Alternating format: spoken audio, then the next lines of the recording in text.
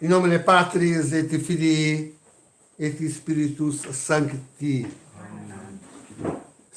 Transcorridos, então, todos estes dias, depois da paixão do Senhor e de sua ressurreição, estamos hoje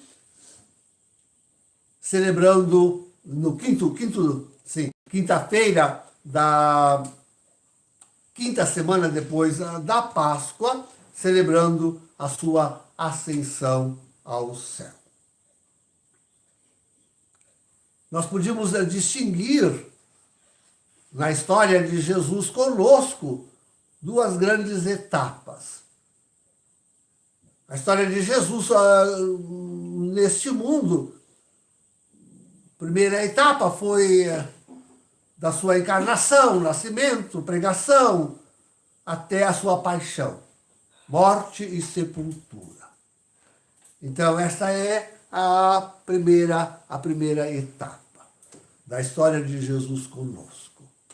Mas há uma segunda etapa, curta, é verdade, mas não menos importante, aliás, fundamental, que é a da estadia de Jesus conosco depois da ressurreição. Isso é fundamental. É então que nós ouvimos o glorioso. É então que nós constatamos que ele é Deus, quase como com Tomé, podemos esticar a nossa mão e tocar-lhe essas chagas gloriosas. E quase como Tomé, podemos nós chegar a nossa cabeça ao seu peito ferido.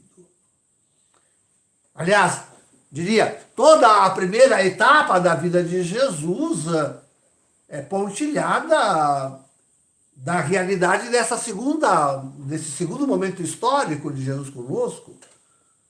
A sua encarnação foi um sinal do céu, não foi do modo natural, foi uma obra do Espírito Santo. Maria não conheceu o homem. O seu nascimento foi sem romper o véu da própria mãe. Ela continuou virgem. A sua pregação foi repleta de da sua palavra se dependuravam os homens na maravilha da revelação. É a sua palavra que expulsava tudo aquilo que ele diz depois aconteceria na igreja, aconteceu com a vida dele. Ele expulsava os demônios, curava os doentes, unia os homens, perdoava os pecados, enfim. Tudo isso era, todos os milagres, muitos milagres, fez milagres, tudo isso era sinal do divino, do éon de Deus penetrando o éon humano. É isto. Então, depois temos essa segunda etapa. Agora ele já está todo no éon divino. E, contudo, continua tecendo a sua história no meio dos homens. E quanto é importante crer. Tem que adoçar o coração, queridos, eu vejo gente no meio de nós, gente com o coração duro, entendendo? A vontade de endurecer o coração, não crer, não fazer. Essas duas coisas, não crer, não fazer. Não quero crer nisto, não quero crer naquilo, não faço isto, não faço aquilo, e cara dura, viu? É no meio de nós. Mereceis a repreensão que hoje Jesus fez aos apóstolos. Hoje Jesus xingou os 11, porque não queriam acreditar naqueles que o tinham visto ressuscitado. Jesus xingou. Oxalá as dores e as repreensões da história de cada um possam ser suficientes para amolecer estes coraçõezinhos que não querem crer e não querem fazer. Oxalá. Mas eu não vejo que é tão fácil assim. vejo que é tão fácil assim. Ainda tantos de vós ainda tendes tão endurecido o vosso coração. E continuais, cara dura, não creio, não faço. Cara dura, assim mesmo, assim mesmo. E é justamente o que é importante é crer no Cristo ressuscitado. É essa segunda parte da sua história, breve, brevíssima, mas é a fundamental. É o eu divino que invade plenamente, completamente o eu humano, a história humana. É fundamental crer e fazer, ser dócil, fazer. Não há mal em fazer. Tantas vezes, que mal há em rezar, é só um bem. Eu, aproveitando que ele não está aí, o Volmar, como gosta de vir rezar. Como lamenta hoje não ter podido estar aqui. Gosta. É isso. Gostar de rezar, de vir na missa, de vestir a roupinha de oração. Gostar, simplesmente gostar. Nada de coração duro e pedernido. Não creio, não faço. Não. Amoliçai, sim, fazei mole os vossos coraçõezinhos. Não endureçais a vossa face para a fé, para o fazer as coisas da religião da fé. Não. Por que não credes? Eu digo que não vejo Nossa Senhora vir no dia 27. Não vejo, não ouço, mas já vi, ainda agora, esses dias, outra semana, vi a mãozinha dela, né? Então, mas por que vós não amoleceis os vossos corações para crer, para vir, para deixar que ela, vós não a vedes, mas deixai que ela vos veja, deixai que, crede que ela está aqui e vos vê. Mas que mal tem vir rezar um terço, ouvir umas palavras de emulação, que mal tem? Que mal tem isso? Vinde rezar conosco. Não endureçai os vossos corações. Não digais, não creio, não faço. Hoje, Jesus vos repreende. Ainda assim meio de longe, mas quando tiver, que ele não endureça a sua face, porque a face dura de Jesus é terrível. É terrível. E se ele vos dizer não faço, aí então o céu não se abrirá para vós. O el divino não se abrirá para vós. Ele dirá não faço. Ou não, que ele não diga. Ele não diga o não faço. Mesmo que repreenda, faça. Mesmo que repreenda, faça. A história de Jesus e agora a história da igreja. São Lucas que nos... Mas também Marcos no Evangelho, né? Definem bem essas duas histórias. A história de Jesus, diz Marcos, na primeira vez que eu escrevi, né? Agora ele está escrevendo a segunda vez. E a segunda vez ele escreve a história da igreja. Na história da igreja se repete, queridos, se repete tudo aquilo da história de Jesus, tudo aquilo.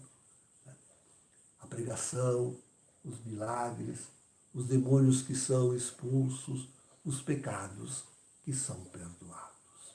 Tudo se repete. E quantas páginas gloriosas nós temos na igreja. E quantos testemunhos dos irmãos, daqueles que dizem, eu vi e faço.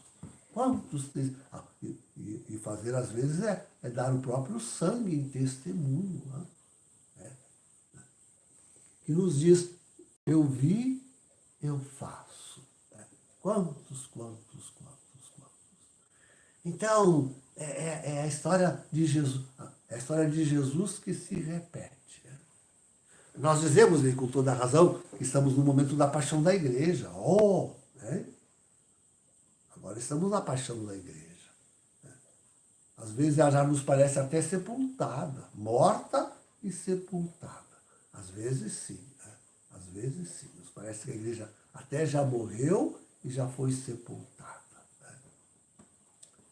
Mas nós acreditamos que ela ainda terá uma curta de novo, também como de Jesus, um curto momento de história no meio dos homens em que os dois éons como que se misturam.